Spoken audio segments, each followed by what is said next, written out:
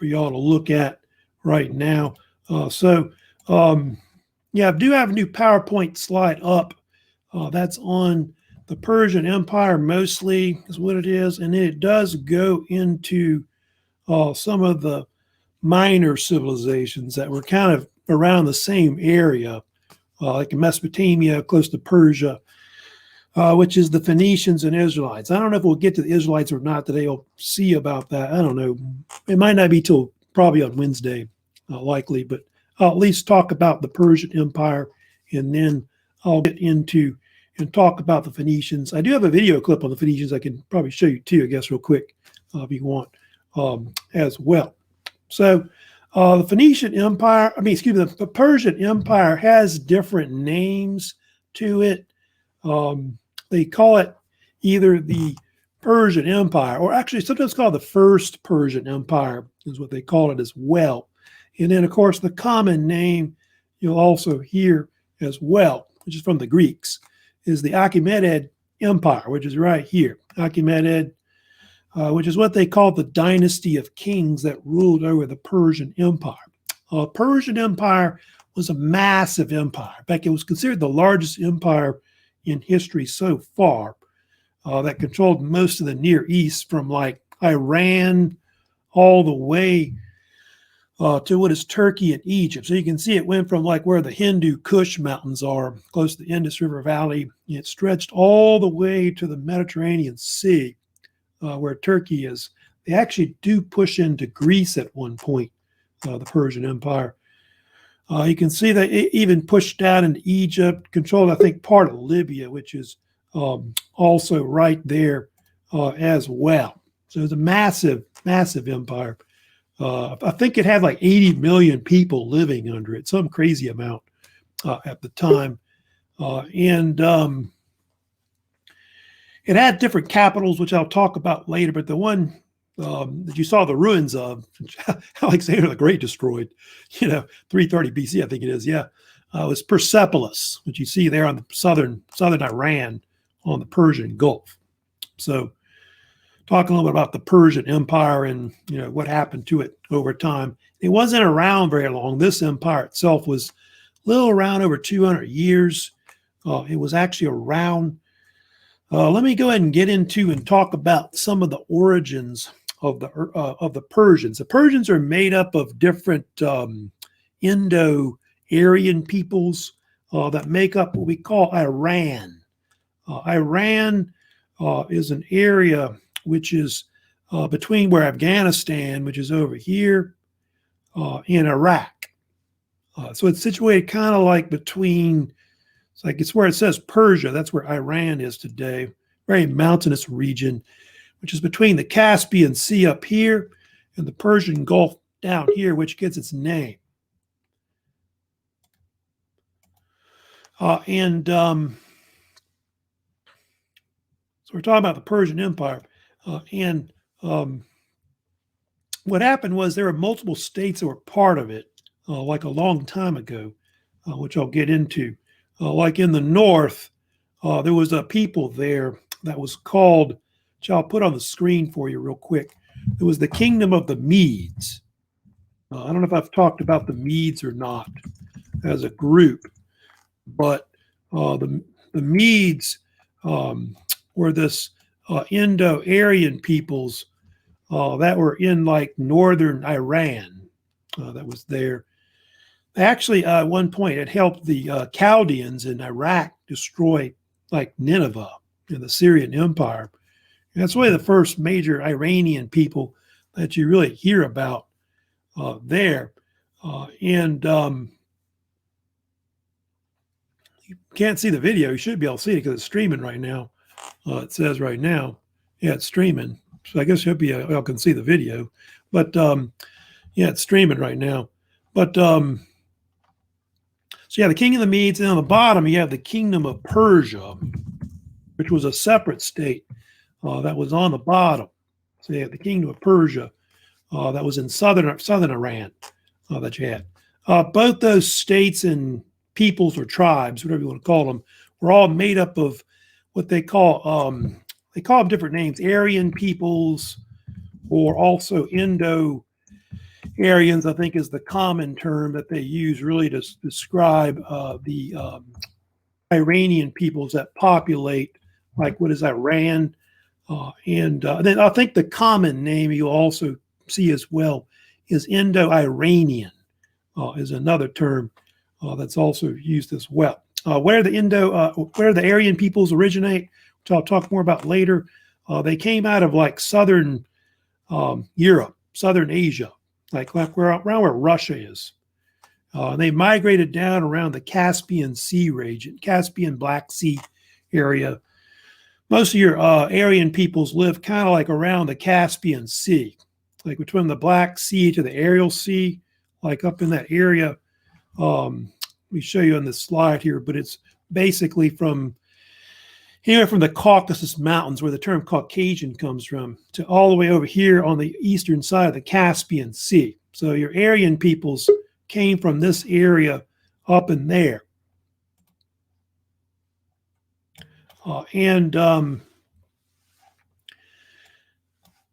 So that's where they originated from, and they came down from there, and then of course settled in parts of Iran. They had other groups too that I don't think you really got to know about, but they had like the so-called I think it was called Scythia that they had as well, which Scythia was located about where that we see where it says the Caucasus Mountains right there.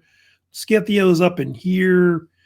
And they had another people that was like up in the eastern part of Iran, like right up in that area, about right there, which was the Bactrians that were there. So you had that group that was also there as well. So all these groups made up what we'll call the peoples of Iran or Persia later. And then what happened was there was a king named Cyrus the Great. Originally, I think it was called King Cyrus II, I think was his original name. You see a picture of him right here, and a statue of him right here. And he was the founder of what we call later the Persian Empire or Achaemenid Empire that forms. And he was actually related to both of the Persians and the Medes, which were two different types of Indo-Aryan peoples in Iran. And I think around the mid-6th century, he founded what is the Persian Empire, formed it together.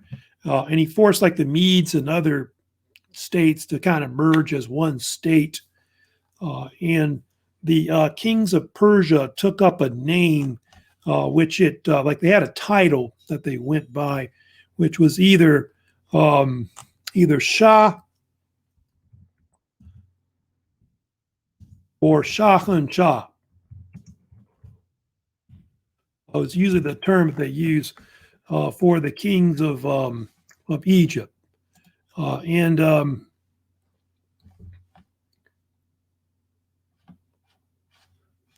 me see if it's broadcasting.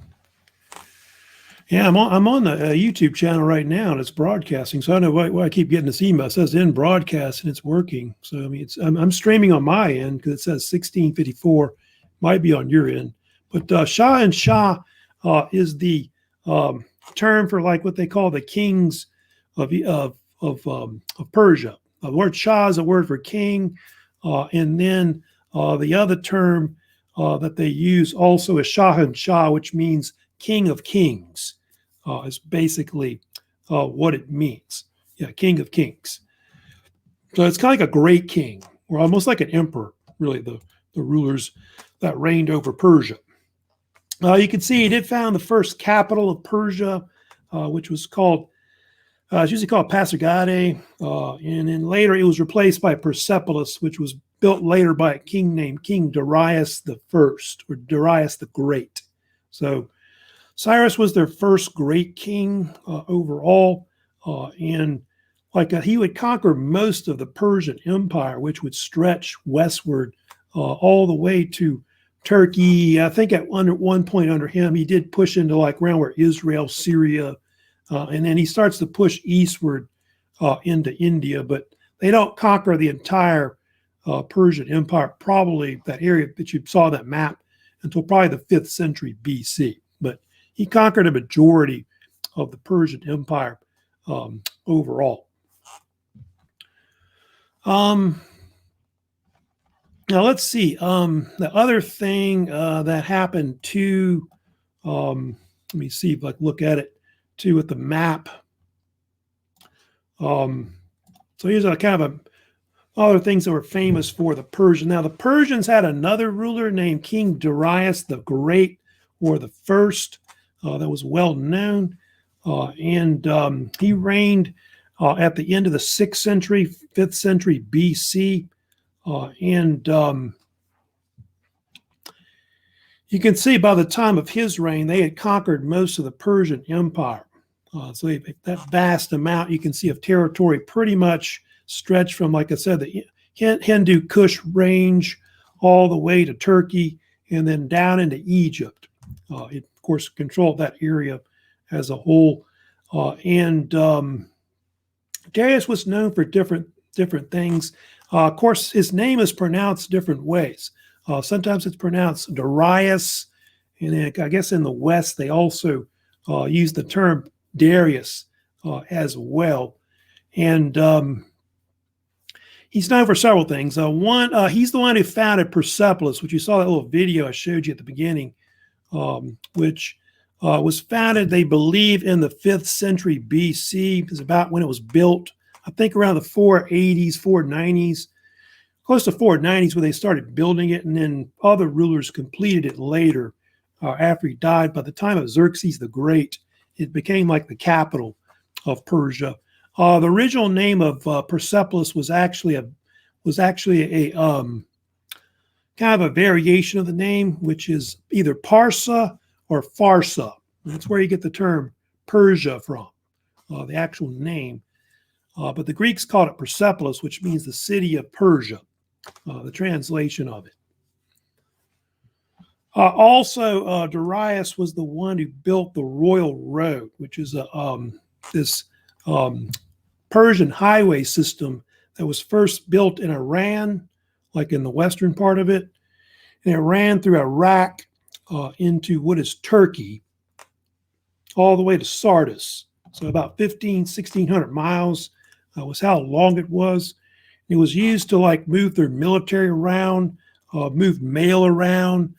Darius the Great even sent messengers down it also to keep, I guess, in contact with local governors that ran his empire.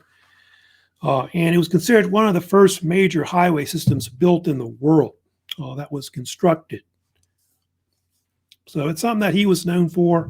Herodotus also mentioned about it too as well. He of course discussed it in his histories of Herodotus, mentions about it.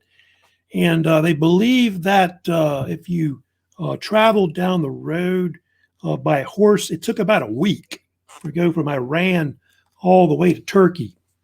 And then if you went by foot, it took about 3 months to walk from Iran all the way to what is Western Turkey. So definitely one of the first types of roads that were built throughout the world, like major highway system overall. And that highway system was copied by other people, like the Greeks, built road systems. The Roman Empire built road systems, and so on. What else about Darius? Oh, I'll get to it later, but Darius was also later known for invading Greece, if you know about this, which happened around 490 BC. And he tried to conquer Greece, and it led to like a battle you may have heard of called the Battle of Marathon, which was fought against mostly Athens and his Persian forces. It was part of the beginning of the Greco-Persian Wars. So he is the famous Persian ruler that would later start the Greco-Persian Wars. That'll be around later. So we'll talk about that when we get to the Greeks and get into them. But basically, Darius was, and probably Cyrus the Great, and then, of course, later Xerxes the Great are probably the 3 greatest rulers that they had of the Persian Empire overall. So it was Cyrus the Great, Darius the Great, and then Xerxes the Great. So those 3. All right. Also, let me see. Yeah, I do have pictures here. Like there's a picture, of course, of the ruins of Pasargadae, of course, you see there, and that's part of the royal road that's running through it. Of course, Persepolis was destroyed by Alexander the Great in 330 BC. Not much left of it. The reason why is because Alexander, when he conquered the Persian Empire, was kind of angry still about the Persians attacking Greece during the Greco-Persian Wars. They had sacked Athens, and so Alexander, I guess, they say in a drunken rage, burned it down, their capital, because he was not going to use it as like his capital of his empire. He was going to move it to, I think, Babylon, but he died, prematurely, and so his empire later broke up. But not much left of course, the ruins of it, which you can see here in that picture. Let me get to that in a second. There's one more thing I do got to talk about with Cyrus the Great and some of these other rulers. I think it was Darius, was the one that had done it, which is true. I need to mention they had what they call the satraps. I need to mention those were what they called Persian governors that ruled like provinces that were in the Persian Empire. Overall, and the so-called satraps, and I forget how many were there. There were 36 of these that were set up by, I think, King Darius the Great during his reign, and each one ruled over a province that was called a satrapy. If you put a Y on it on the end of the name, each one of these governors was kind of like what we call like a viceroy. He would, basically rule in the king's name. They were usually appointed by the king of the Persian Empire, and so they were pretty important in running the state and all that. And so that was something he started. And then I think later when Alexander the Great conquered the Persian Empire, he also later borrowed it or something like that. So he was known for, borrowing kind of the similar thing, because Alexander the Great really liked some of the Persian Empire's ideas and administrative ideas, and he borrowed a lot of things later when he conquered it in the future. Right. Also, I was going to get to this slide here, but also the Persians were known for Zoroastrianism as well. It was a type of monotheistic religion that they think dates back something like 2,000-3,000 years ago overall. And they believe it was founded by this Persian prophet who went by the name, he either goes by the name Zoroaster, or I can put another name that they also called him as well, which is Zarathustra. That was the other name that they called Zoroaster. They're not sure exactly when he lived. Of course, it says that he lived about 600 BC. They think Zarathustra may have gone back further than that, closer to maybe 1000 BC. So he lived somewhere like 2,000-3,000 years ago. And he was a Persian prophet that supposedly saw some kind of vision about a god that he saw as being good. And the name of the god you see there was Ahura Mazda, which translates in Persian as meaning, usually means wise Lord, is what it means, or the god of, some people say the god of wisdom, or Lord of wisdom is usually what the translation of what it means. And if you know much about Zoroastrianism, it was one of the first religions that discussed the idea that there were a struggle going on between good and evil, bad spirits, evil spirits, like demons and all that stuff, angels. And so they were one of the first to actually do that, to come up with that idea. And Ahura Mazda had a rival adversary that was like an evil spirit of some type that I think was called, what was the name of it? It had some kind of strange name that it had. I don't know if I have that. Oh yeah, Angramanu, I think they called it, or something like that. And it's kind of like the devil or some kind of evil spirit. And so it came up with the idea of concepts of like, that there's angels and there's a devil, Satan, and stuff like that. And it's something that you see in other religions like Judaism, Christianity, and I think it influenced Islam as well. And for a long time, it was one of the most dominant religions in the world. I forget how many people practiced it, but millions of people practiced it. And it was considered one of the first major monotheistic religions to really take off up there with Judaism. But over time, what happened was it got stamped out due to the rise of Islam, which came in and eventually took over that region. And so only about maybe 2 million or more people practice it today throughout that region. I think it's mostly like around Iraq, Iran, Syria, and those areas that do kind of practice it today and still, worship the god Ahura Mazda. But it's a type of monotheistic religion that the Persians kind of popularized throughout that region. And it was dominant with other empires later, like I think the Sassanids and a few other empires, Seleucids and others, may have actually kind of practiced it somewhat over time, etc. So that's some background on the Persian Empire. I'm not really going to talk too much about the Persians today, but I will come back later and talk about the Persian Empire when I get more into like talking about the Greeks and so on. Let me first talk about also, of course, I'll later be getting into and getting more into talking about, I guess, the Israelites later, but I did want to talk about discuss about the Phoenicians. That was the other topic that we do need to kind of get into and discuss. I do have a short little video I can show you on that as well, which I can bring up right now. So I'll just go ahead and show it real quick. It's like a couple.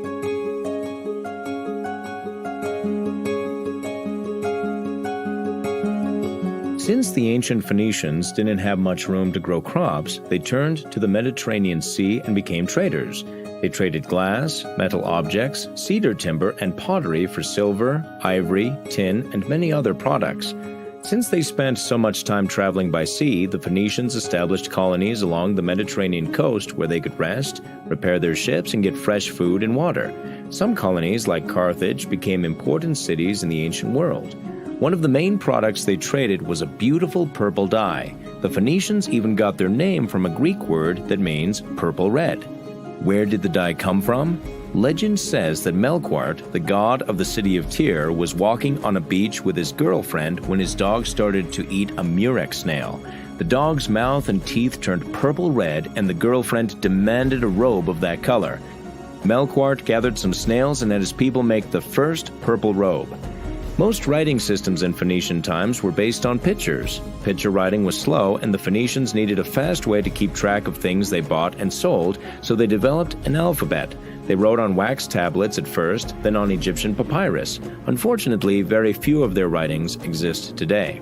The Phoenicians shared their writing system with everyone they met, which is why they are called the carriers of civilization. The Greeks and Romans adopted the Phoenician alphabet, but changed it a little.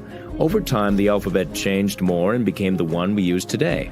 Did you know that the Phoenicians were probably the first people to use the North Star for navigation, or that they raised elephants on farms? And this is only the beginning. There are many more interesting things to learn about the Phoenician civilization.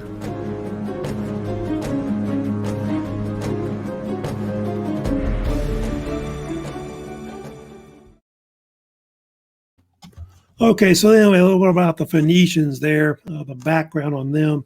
Yeah, of course, so they were like one of the first maritime civilizations to develop overall, of course, which were located in where modern Lebanon is today overall. Of course, a little background about them, of course. Yeah, so they were in modern Lebanon. You can see that's the time period that they developed in about 1200 to 800 BC. Overall, for about 400 years, they peaked as a civilization around where Lebanon is today overall. And they were known for their maritime trade, like trading throughout the Mediterranean Sea and the Sea of Galilee overall. And you saw in the video, they were known for this purple dye they sold, which was made from like a type of sea snail or mollusk that they had, which was usually collected, and they would cook it down into like a dye, secrete the dye and make it out of it. And it was either like a blue color or like a dark purple color. And because of it, they would call it different names, either call it royal purple. Some people call it Tyrian purple after the city of Tyre, which was one of their cities. So Tyre was a city down here, Sidon, Byblos, Tripoli. Those were famous cities that were well known in the Phoenician world.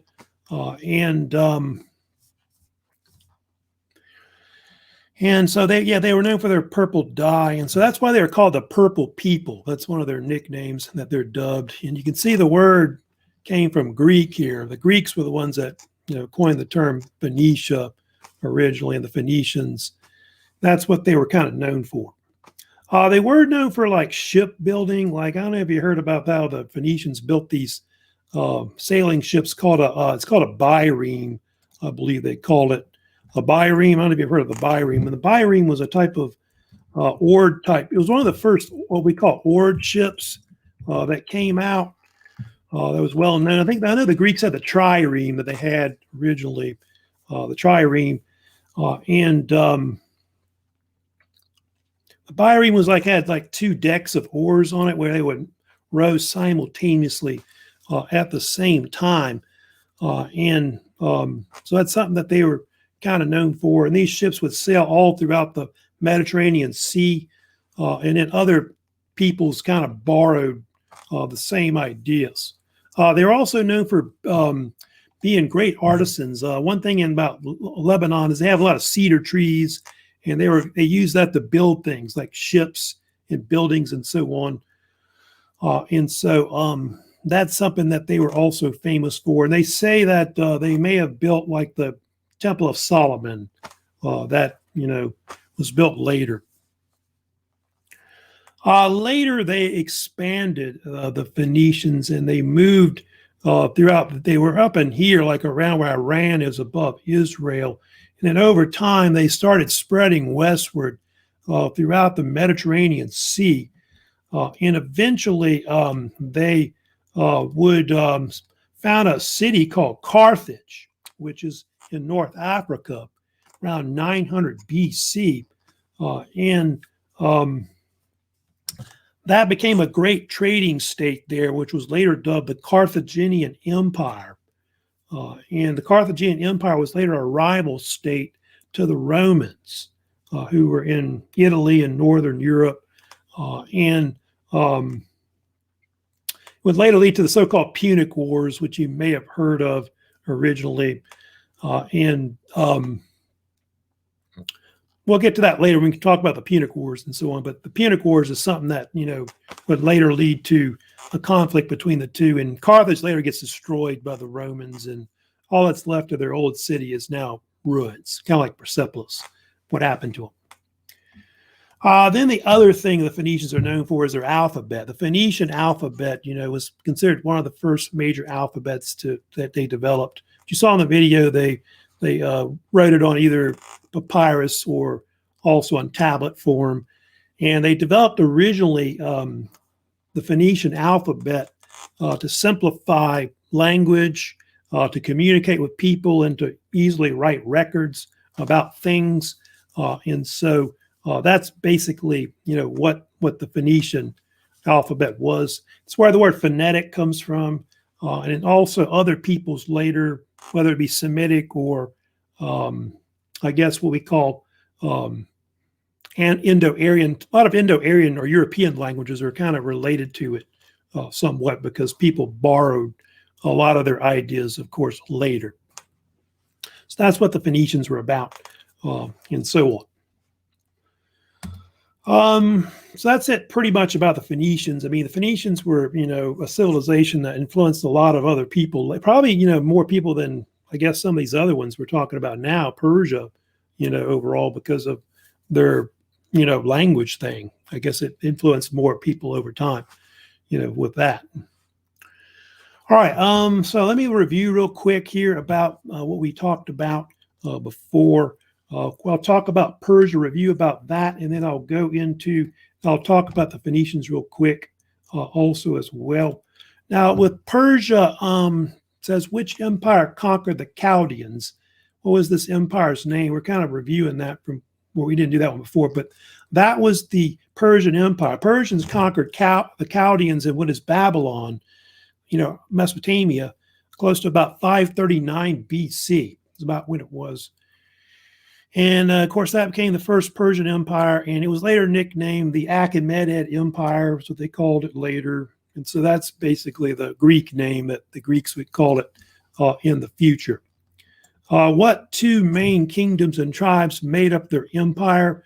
It's made up of mostly two big states originally, the Medes, also called Media, Media, and then Persia or Persians in the south. So those two states combined to form originally the Persian state, and then from there it expanded to Iran, Iraq, Turkey, Syria, all the way to Egypt eventually. Who were the ancient Iranians related to? Indo-Aryan peoples that came out of like southern Russia about.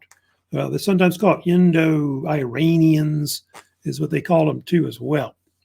So the so-called Indo-Iranians or Indo-Aryans. Who was Cyrus the Great? Cyrus the Great was, of course, the founder of the Persian Empire. He was their first great ruler. And it's often called Cyrus II originally. And he is the one that conquered the Medes and forced them into their state. And then he conquered the majority of the Persian Empire all the way to what is probably like Turkey and Mesopotamia. And then the other kings that came later were the ones that expanded the empire all the way to the Near East. The dynasty founded was called Achaemenid or Achaemenid Empire. Just down here, that's where the name comes from. That's what the Greeks called them. How large was the Persian Empire? I'm not sure exactly the size of it, but it was about 80 million people probably lived under it. And the empire stretched on 3 continents, part of Greece at one point, but mostly Turkey, Egypt, Syria, Iraq, Iran, and part of India. So it's pretty massive in size.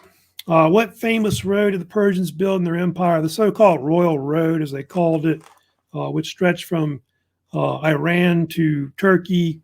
And it was considered the first major highway system constructed in the world, which was 1,600 something miles long or more. Satraps were the governors of the Persian Empire. Satraps were kind of like viceroys, which were appointed by the Persian kings. There are about 36 of them that controlled the state. It started by King Darius the Great, who built the Royal Road. Now, also the capital, don't forget Persepolis was the capital, which was later burned by Alexander the Great, which you, of course, saw in the video.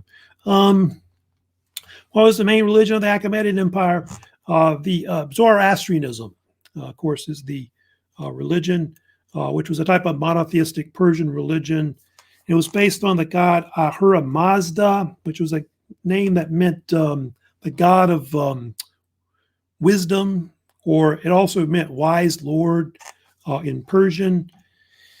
And it was considered one of the first monotheistic religions to develop up there with Judaism. It's 2 million or more people practice it still. The founder was a man named Zoroaster, who they also told you is also known by the name Zarathustra.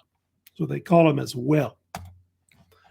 Phoenicians, they were a type of Semitic people that lived around where Lebanon is today. They call it Phoenicia. Phoenicians were known for having a maritime civilization. They traded by the sea, you saw in the video. And most of the sea trade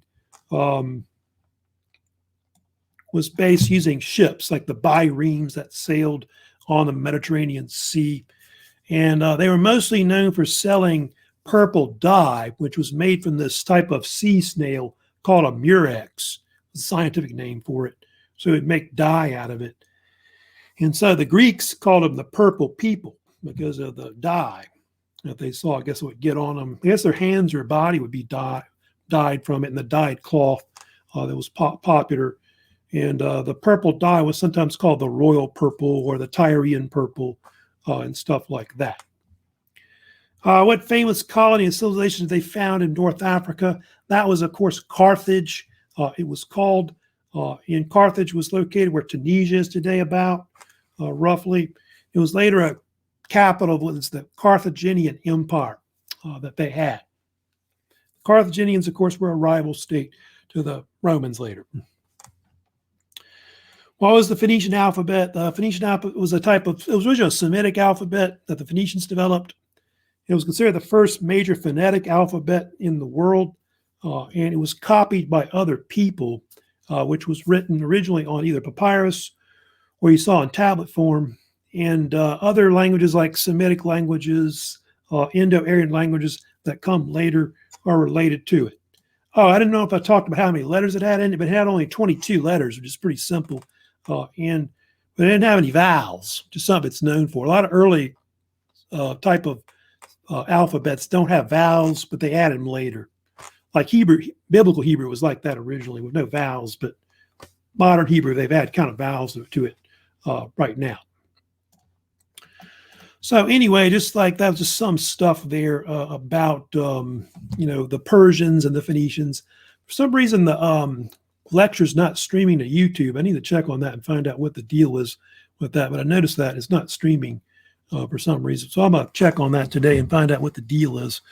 Maybe I need to redo the link to it or something like that. I might have to, of course, later. So I'll check on that and see what the deal is. So anyway, I don't know if I have time to do Israelites today. Probably going to take up too much time. But before we go, I did want to talk about a few reminders. Don't forget about your exam that's online. That's in Canvas. So don't forget about that. To start taking that. That's going to be due next.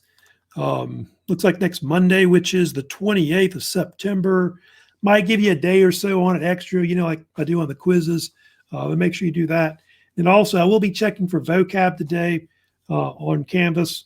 Go ahead and start turning that in either in the speed grader, or if you can't figure that out, just email it to me to my email address at simond@mybrcc.edu. So I don't know if anybody else has any questions right now about that video, about this lecture today. But yeah, I don't know what's going on with the stream. I'll have to check on that, but I guess I pushed the button. I guess I did. Sometimes there's a button here you got to push to record. Maybe I didn't push it right. So I'll have to check on that and see about it. Okay, sorry about that though. So I'll try to figure out what the deal is about that and try to get that fixed maybe in the next lecture. Well, I'll see you. That's it. For anybody else have any questions before I go? Let me see if anybody has any questions in here. So I don't see anything else about it overall. But if you got any questions, let me know about this video or any previous lecture I have on YouTube as well that I've already posted. Send me comments or questions about that either through there or through my email. Okay, so that's it for today, and I will see you next class. Well, there was a question here. Hold on, who's got a question on here? Okay, thanks, Kiara. All right, that's it.